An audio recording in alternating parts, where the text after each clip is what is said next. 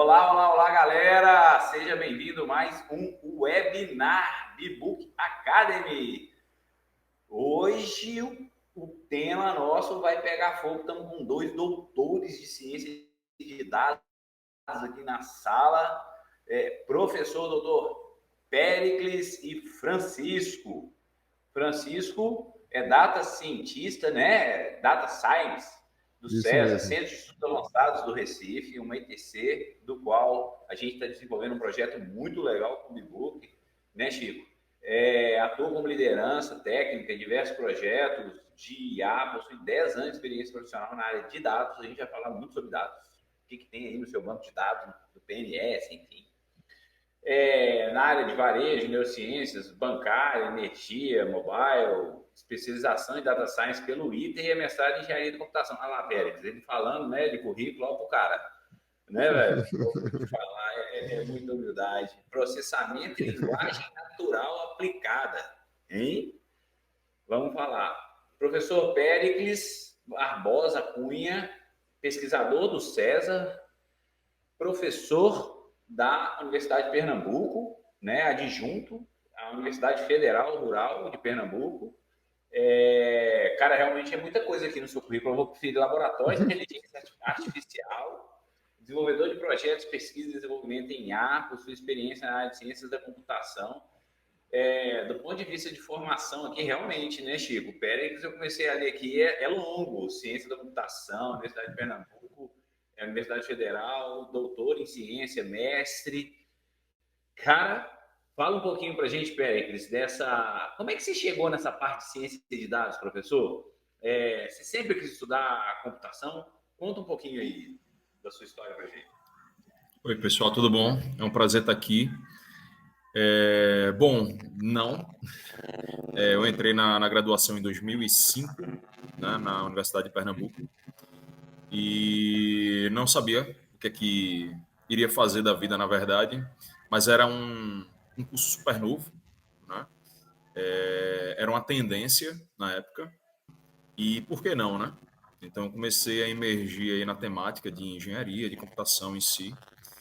E aí terminei me deparando com um dos diversos ramos que existem na área de computação, que é a inteligência artificial, né? E aí desde os primeiros semestres eu comecei a trabalhar com alguns professores, desenvolver alguns projetos na área de automação, na área de otimização.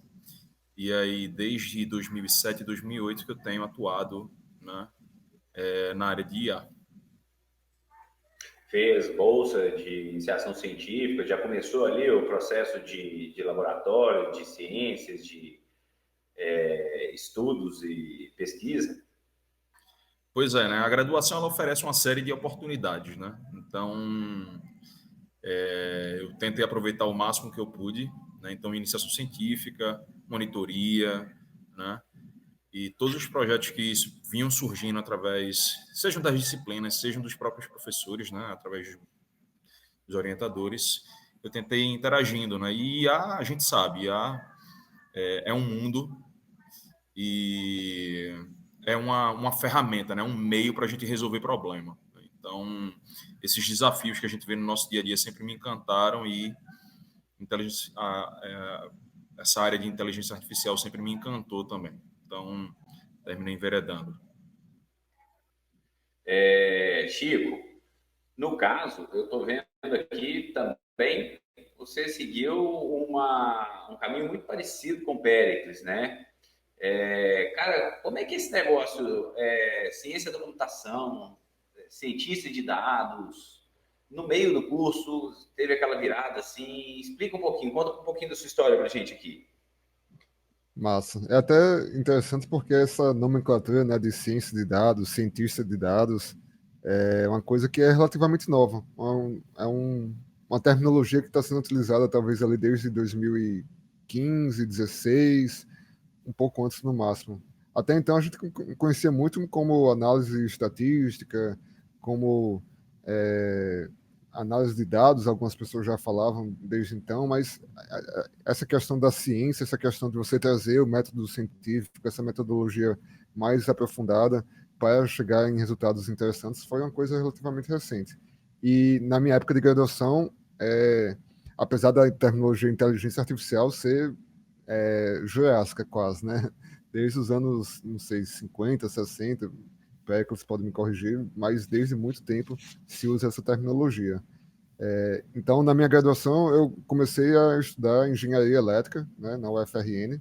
Sou potiguar, sou aqui do estado do Rio Grande do Norte.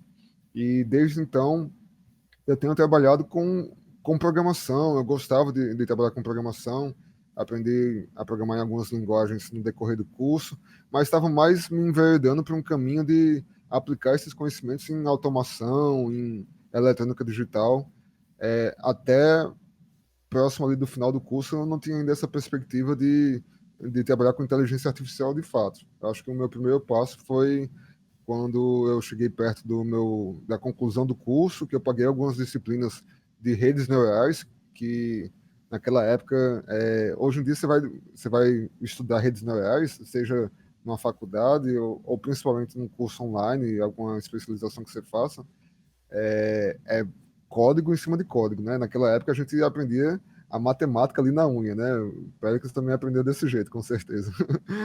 E aí eu aprendi desse jeito, fiz alguns experimentos e apliquei no meu trabalho de conclusão, que eu acho que você leu aí na minha introdução, foi na parte de neurociências, que é bem forte aqui no estado, né? Tem alguns centros importantes do país que estão localizados aqui. Então, desde então, comecei a me aprofundar cada vez mais, comecei a trazer isso para minha carreira profissional e não larguei mais. Percebi que é aquilo que eu tenho mais facilidade, que eu tenho mais prazer em trabalhar, e tive a sorte de trabalhar em muitos lugares muito bacanas desde então, também aprofundar meus estudos de pós-graduação, com especialização, mestrado, e quero seguir nessa toada aí enquanto tiver mercado, que vai ter por muito tempo, né? A gente vai falar daqui a pouco, tem coisa para danada para a gente fazer aí, usando IA, usando ciência de dados. É isso aí. E hoje integra um projeto importante do Bbook, né? Os dois aí, fera, especialistas. Agora é interessante porque essa coisa. Você sabe que a minha primeira faculdade foi arquitetura, né? Não sei se eu já comentei com vocês. Mas eu comecei a programação em 82, quando eu ganhei o chamado TK 85. Eu tinha 7 anos de idade, estava recém-alfabetizado. Meu irmão era mais velho que eu. Eu tinha 7 anos e meu irmão tinha 7 anos a mais, 14 já. Ele comprava a revista Basic na banca. Aí a gente tinha uma pilha de revista Basic e ele falou: olha, cara, copia isso aí. Ó. E aí, de vez em quando, o código dava pau, né? Tudo em Basic. Enfim, mas era um monte de joguinho, eu tinha gravado na fita cassete e eu me amarrava, achava aquilo ali sensacional, porque eu conseguia copiar o código, jogar para dentro da fita cassete, gravar e depois dar carga no TK-85 e ficava a tarde inteira jogando.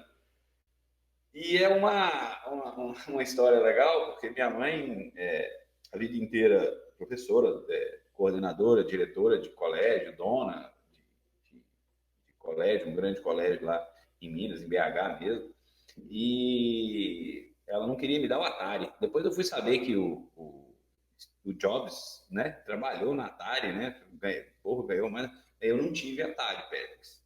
Tá? Hoje minhas filhas têm um PlayStation, mas eu não tive Atari, eu tive um TK-85.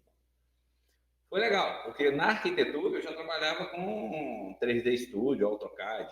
Estou vendo aí, vocês falaram em entrar na faculdade em 2005, eu me senti um idoso. Eu formei em 1999. Enfim, e eu cheguei a fazer disciplinas na arquitetura no departamento de computação. Tinha uma optativa lá que era linguagem orientada a objeto. Cara, me amarrei naquilo, sabe? E eu gostava tanto da computação que eu era o dono da chave do laboratório de computação da arquitetura. Eu era o único que podia abrir e fechar. Eu peguei esse estágio para mim lá, né? Chegava a dormir dentro do laboratório. Eu tinha umas almofadas que eu ficava lá trabalhando no AutoCAD, tinha aquele monte de computador poderoso chamado 486. Você já deve ter ouvido falar. Enfim, mas eu acho que essa coisa da computação é uma luz que chama a atenção da gente e a gente começa e não para mais, né?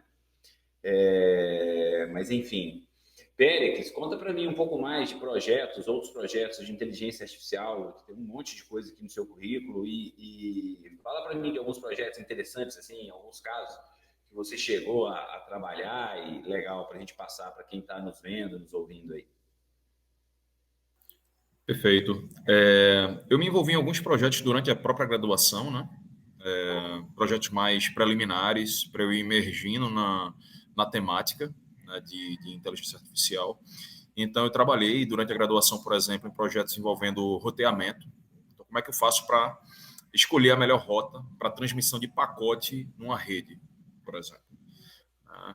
Internet. Então, a gente sabe que a internet ela é uma grande rede e escolher o melhor caminho para trafegar aquele pacote é um desafio, né? Muitas vezes a gente tem, por exemplo, enlaces quebrados, alguns desafios para transmitir, né, um pacote. Então, eu utilizava algoritmos de otimização para isso, né? No mestrado, eu trabalhei com otimização de algoritmos, né, de redes neurais. Então, como o Chico falou, existem vários algoritmos, né, de redes neurais e dependendo do problema que a gente tiver, né, se deparando, a gente precisa ajustar ou selecionar aquele algoritmo que seja mais adequado para o problema, né? Professor, dá Pois só um não. passinho para trás antes e explica para a gente o que é redes neurais. O que são as Perfeito, redes neurais? perfeito. Bom, a biologia, né, a biologia no geral, a natureza, ela funciona super bem. Tanto é que a gente vê, estamos vivos até hoje, animais em todo lugar, a natureza, as árvores estão por aí, formiga, morcego, tudo funciona na, na, na maior tranquilidade, né? Então, existem muitas técnicas, algoritmos, que são inspirados no que funciona bem, né? Então, uma rede neural nada mais é do que um algoritmo que foi criado com a inspiração no processamento cerebral, né? Como é que funciona, né? O cérebro, no final das contas. Ele recebe alguns impulsos elétricos, que são as informações, alguns dados, né?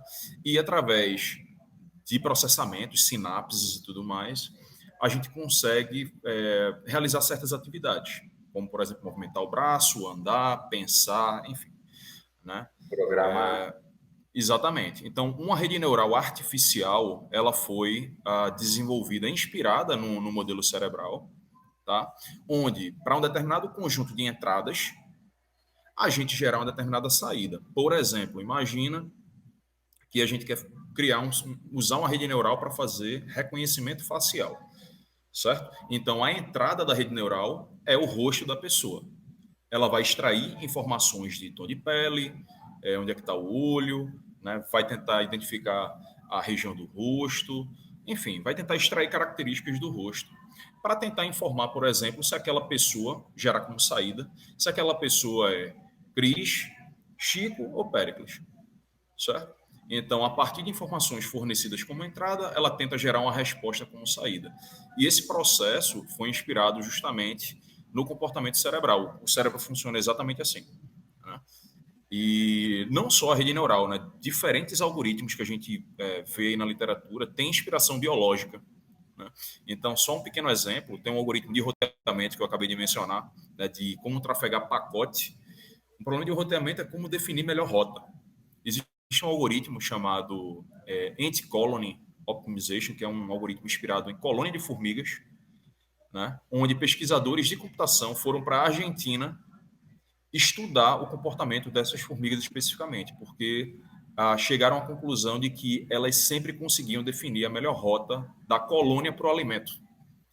E aí, através de técnicas biológicas dela mesma, de depositar feromônio, elas conseguiam trajetos super interessantes, que economizavam a energia delas, elas não tinham tanto problema durante o trajeto, né? E conseguiam chegar até o alimento. Então, assim, muitos algoritmos a gente consegue enxergar esse tipo de inspiração, né?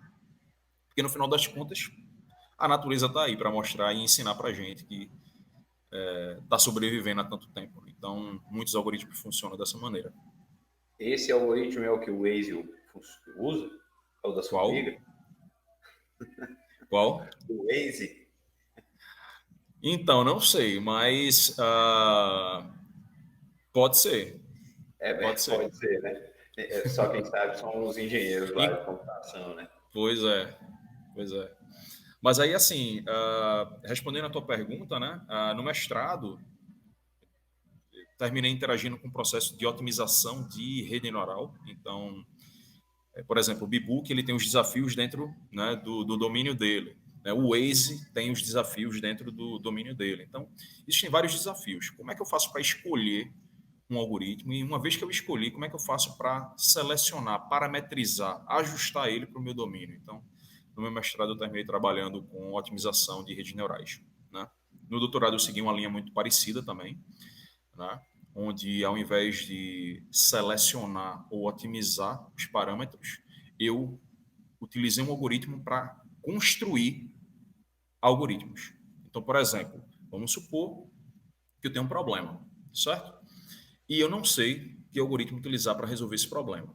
Então, eu desenvolvi uma solução que eu construía do zero um algoritmo para a resolução daquele problema específico, certo?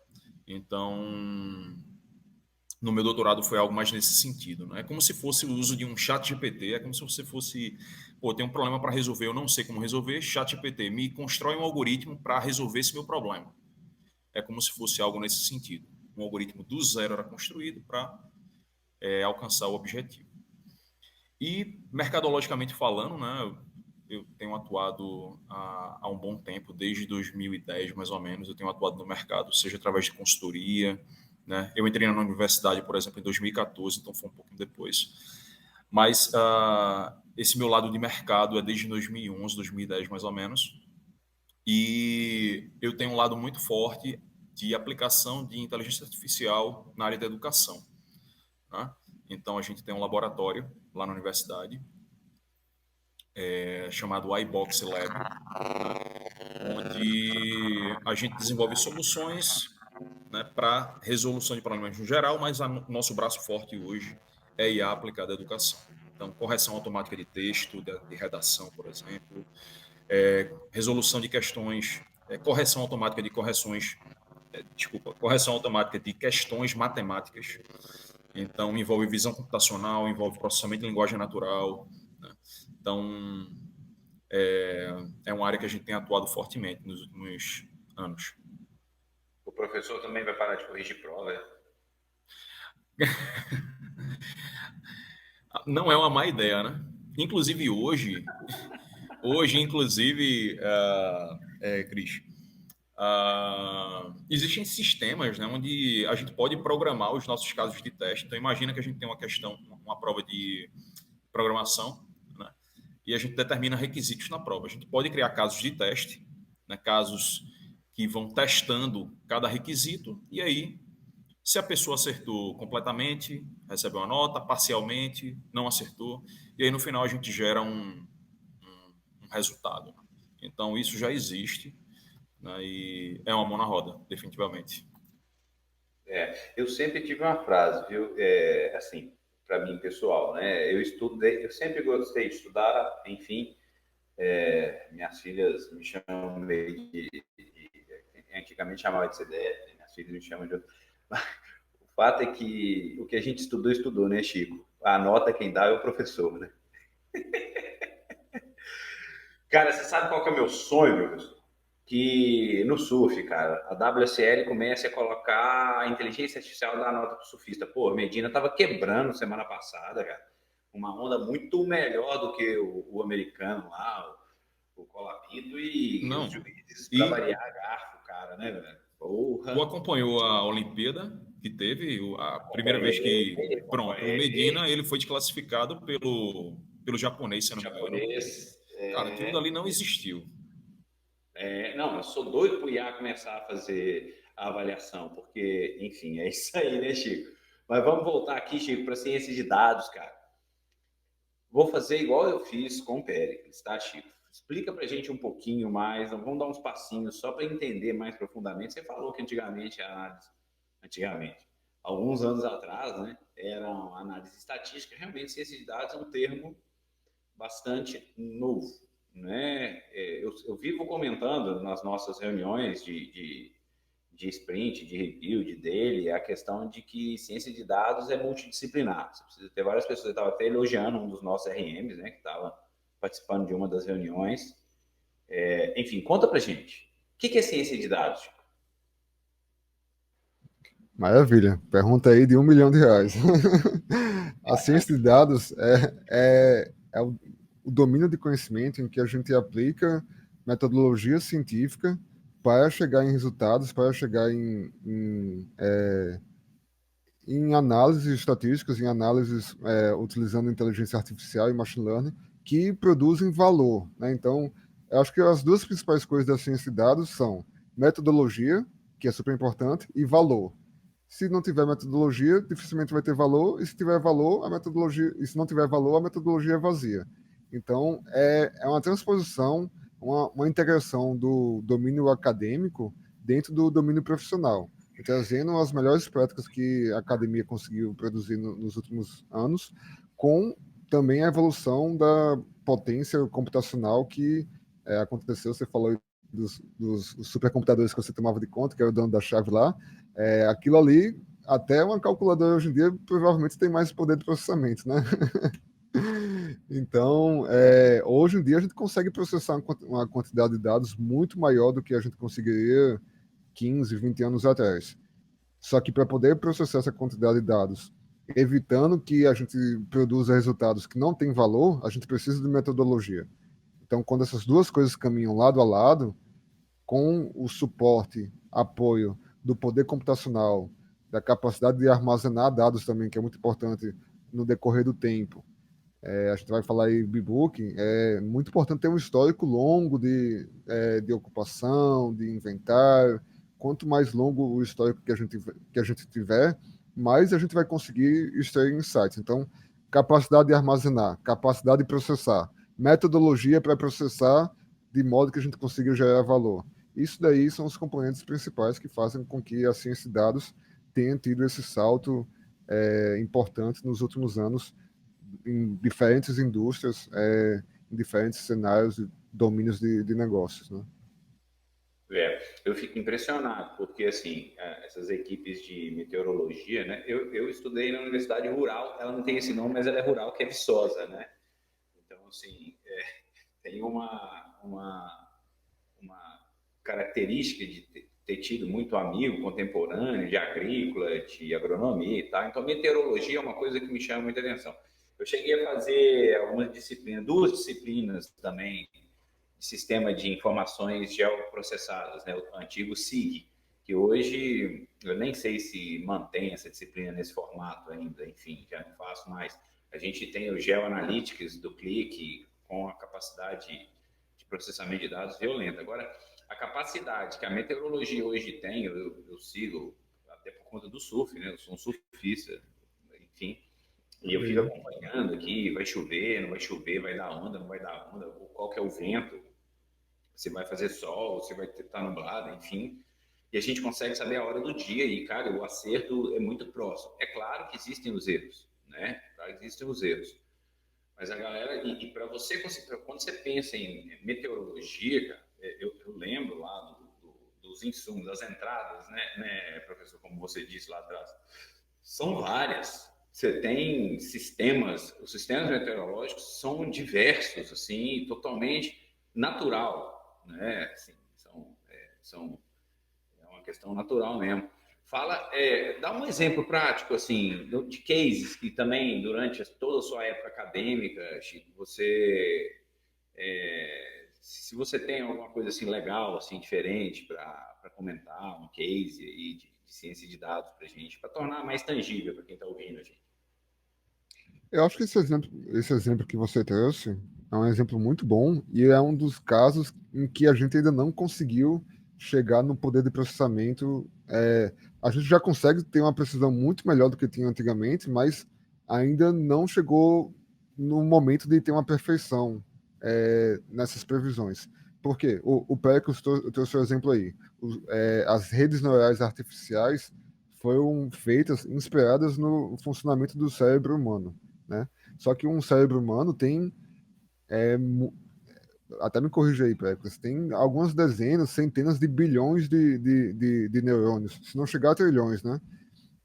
Para chegar nesse nível com computação, não é fácil, não é qualquer sistema que consegue chegar.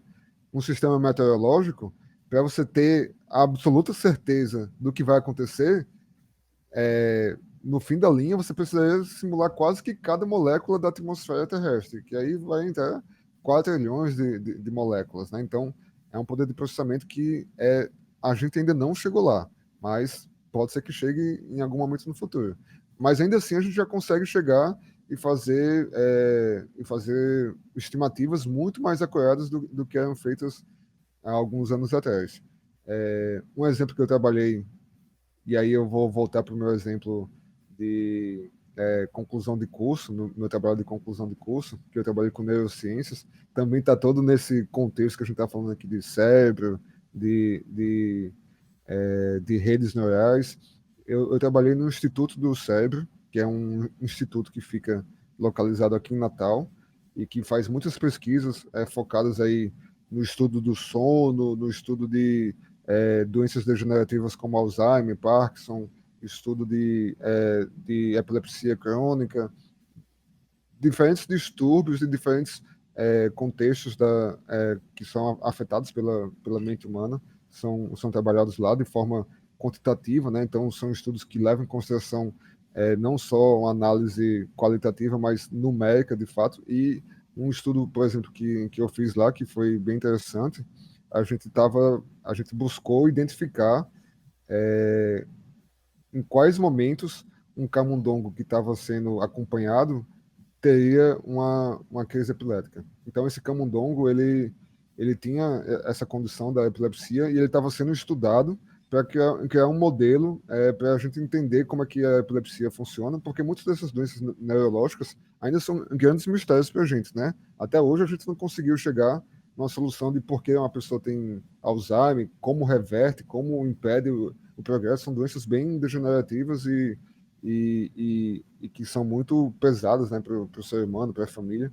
E a epilepsia é uma delas, né? Quando a pessoa é cronicamente epilética, ela tem crises que são constantes e a gente precisa identificar em quais momentos ela está tendo essa crise para poder atuar, para poder ter uma forma, um mecanismo ali de conseguir dar um atendimento, um suporte e evitar que ele se machuque ou que ele tenha alguma condição adicional. Então, a gente tinha um processamento de ondas cerebrais, de EEG, que é o eletroencefalograma, e também de visual, de vídeo, para tentar identificar, dentro de um vídeo ali de 24 horas, em tempo real, em quais momentos aquele camundongo que a gente estava observando, estava acompanhando, estava tendo uma crise epilética. E tentar achar os padrões, tentar achar as circunstâncias que geravam isso. Esse ataque.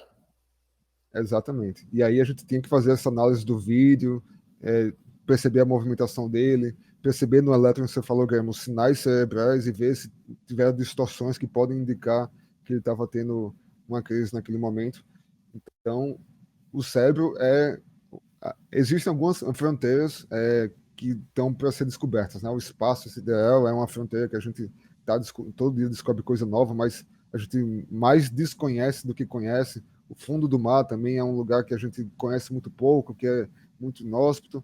A mente humana também, e até a mente de animais, de mamíferos, é uma coisa também que a gente são grandes mistérios da sociedade, grandes mistérios da nossa geração que estamos buscando, e a ciência de dados também está atuando nesse sentido, e eu tive essa experiência aí.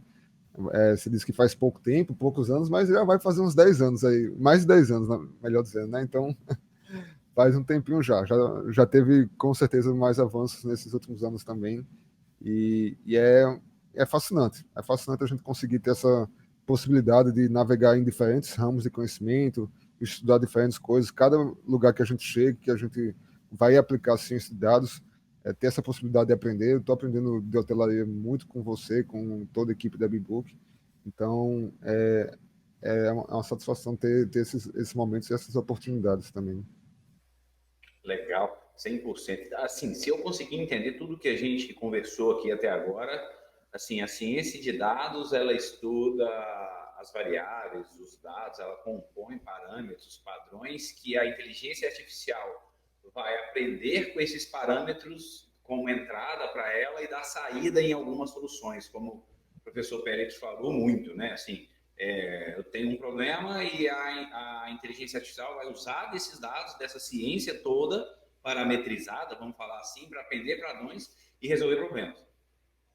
Tá, mas aí a gente chega num ambiente de inteligência artificial generativa. Por que eu estou falando isso? Porque até onde eu entendia, e eu achava que eu entendia um pouquinho, eu estou percebendo que eu estou entendendo nada com vocês, porque assim, um universo essa parte de ciência de dados, de inteligência artificial, né? Mas o fato é que existia um problema semântico. Quando a gente fala ali da questão de problemas cerebrais, etc., doenças, você tem ali um cenário, um padrão, enfim, que você conseguiria estabelecer para a inteligência artificial ela pegar aqueles dados, aquelas análises, criar padrões e gerar resultados, prever alguma coisa, enfim, etc. Certo? Quando a gente vem para a linguagem, para a inteligência artificial generativa com a linguagem natural, a gente perde a relação de semântica. Se você quiser conversar com, seja o Gemini do Google, o ChatGPT da Microsoft agora, enfim, da OpenAI, né? Eu posso falar de revenue management, eu posso falar de inteligência artificial, eu posso falar de varejo, eu posso falar de construção civil, Outro dia eu estava com uma dúvida aqui, meu advogado não estava respondendo, eu fui lá no ChatGPT, perguntei para ele, ele me respondeu, velho. E aí eu coloquei lá no grupo do jurídico, galera, aqui ó, se for isso aqui, o advogado, você está estudando jurídico aqui agora? Eu falei, não, tem uma inteligência artificial que está me ajudando. Cara, acabou o negócio da semântica, né? Como é que funciona isso, professor Chico? Chico, conta pra gente, sua visão em cima da generativa aí, depois, Pérez, completa pra gente. Maravilha. Eu acho que um exemplo muito bom para a gente entender um pouco de como funciona isso é o exemplo que o próprio Péricles trouxe um pouco mais cedo, de uma inteligência que seria capaz de reconhecer rostos. Então, uma inteligência que teria uma entrada, que seriam imagens, fotos de rostos, e uma saída que esse daqui é o fulano, esse aqui é o ciclano, esse aqui é o beltrano. Isso era feito antigamente a partir de características muito bem definidas. Então, eu pegava aqui o centro do olho, dos dois olhos, e calculava a distância entre eles. Calculava a distância de um olho para o nariz, de um olho para o centro da boca. A gente tinha algumas características que eu definia, eu escrevia lá no código o que é que eu quero calcular, o que é que eu acho que é importante, o que é que essa inteligência vai levar em consideração. E a gente conseguia fazer alguns processamentos usando isso. Daí, quando a gente evoluiu para as redes neurais artificiais, que foi isso que o Péricles muito bem explicou, a gente não precisa mais dizer, calcula a distância entre os olhos, calcula a distância do olho para o nariz, calcula a distância da boca para a sobrancelha. A gente não precisa dizer isso. Ela vai, a partir dos diferentes neurônios que ela tem, a partir das diferentes ativações que ela vai gerando, ela vai identificando quais são as características mais importantes. Isso aconteceu alguns anos atrás para imagens, principalmente, e a gente teve uma evolução, um salto bem significativo na qualidade das previsões que eram feitas com imagens, e agora a gente está experienciando isso para a linguagem natural, para texto, para a escrita, de fato. Então a gente não precisa mais fazer um modelo e dizer para o modelo, leve em consideração que isso aqui é um substantivo, que isso aqui é um verbo, que isso aqui eu vou até pecar aqui no português que não é a minha praia melhor, mas tem um vocativo, tem um verbo, tem um substantivo, eles têm que se relacionar assim, um vem antes. Eu não preciso explicar isso. O que eu preciso fazer?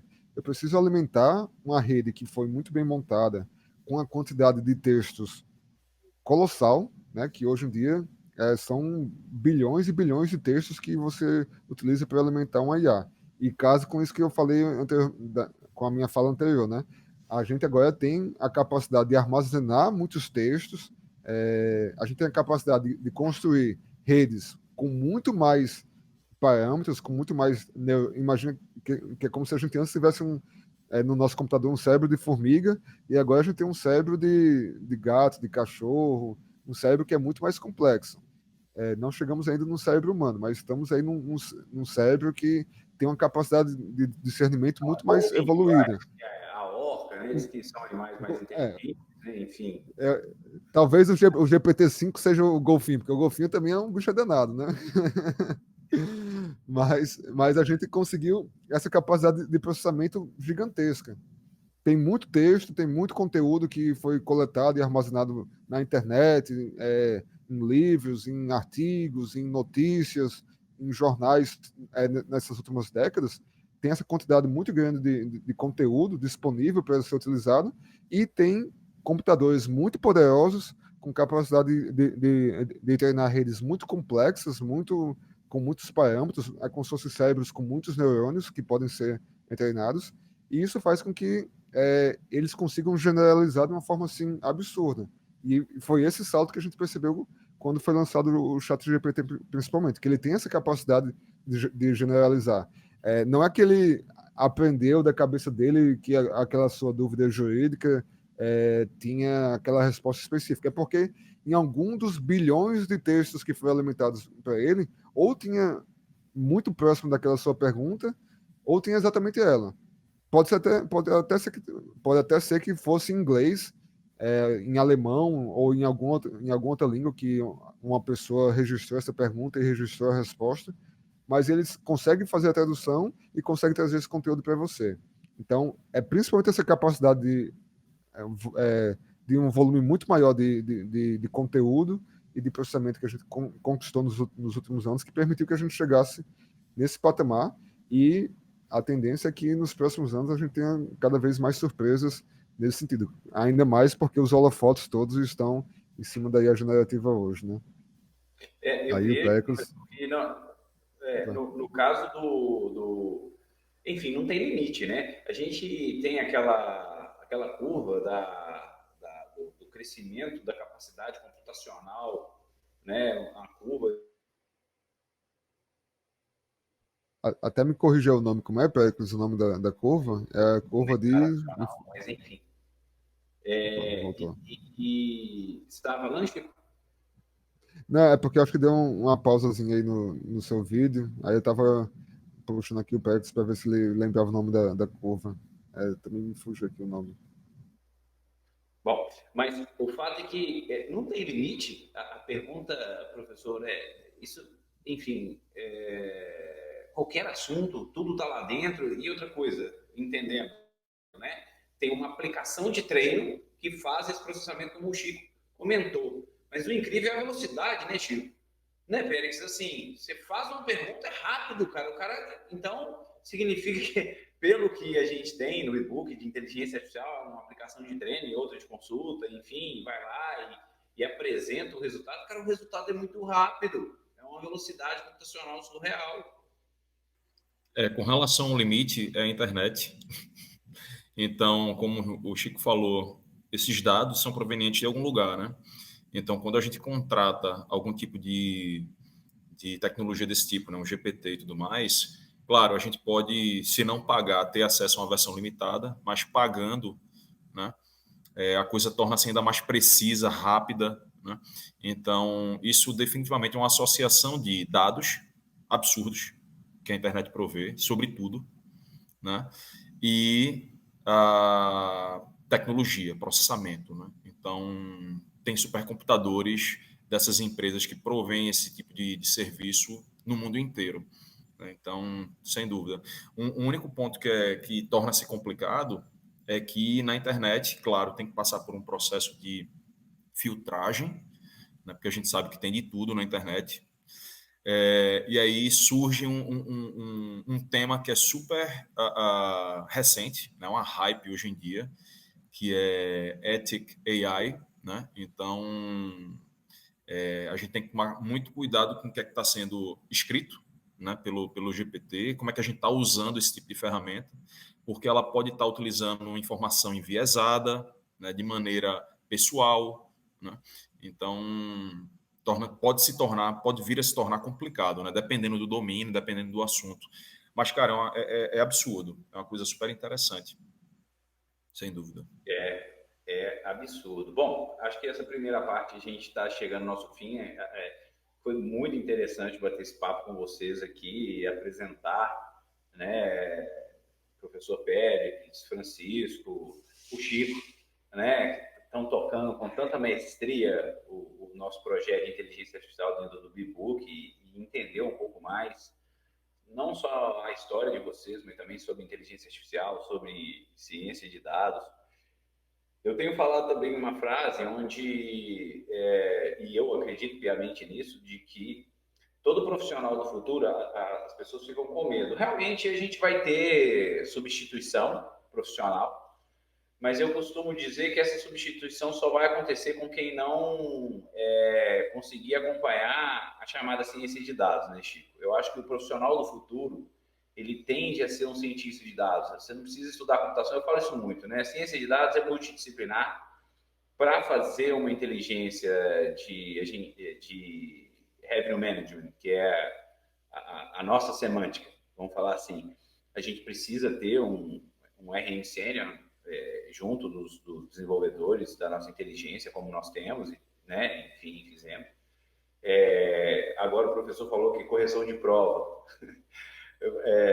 também vai virar em breve uma questão automatizada, né, dentro de uma inteligência, de um algoritmo de inteligência, mas o professor ele vai ter que elaborar aquilo ali junto da máquina, né? Então, eu acho que fica eu tenho comentado isso exatamente por causa existe uma preocupação da humanidade, a ética em cima do uso da inteligência artificial é fundamental. A gente está vendo aí o debate, né? É surreal. Não sei se vocês viram a inteligência artificial reproduzindo o texto e a voz, e 2 diretores mandaram um funcionário fazer uma transferência milionária.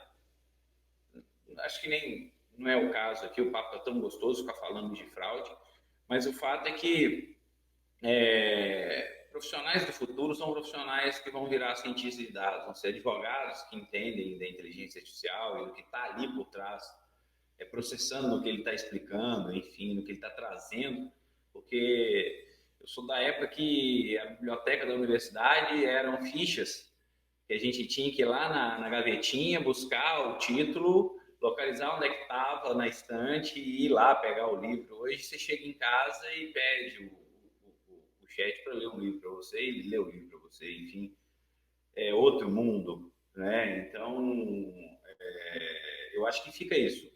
Muito legal o papo e muito obrigado, assim, de coração, ter vocês na equipe, mais os outros, essa dezena, né, Chico, de profissionais gabaritados trabalhando dentro do Bbook aí com vocês, esses projetos que a gente tem desenvolvendo, é realmente uma honra e nós somos muito agradecidos. Muito obrigado mesmo. Legal? Um Toda abraço. nossa. Se quiser saber mais, dá um clique aí, curte, entre em contato com a gente. Quer saber mais sobre inteligência artificial, sobre esses feras que estão aí batendo esse papo com a gente? Dá um clique, chama nosso número, procura aí, Bbook. A gente vai ter o maior prazer em estar conversando com você, apresentando nossa solução, falando sobre o que realmente você consegue melhorar o resultado do seu hotel. Obrigado, Chico. Obrigado, professor Péricles. Um abraço.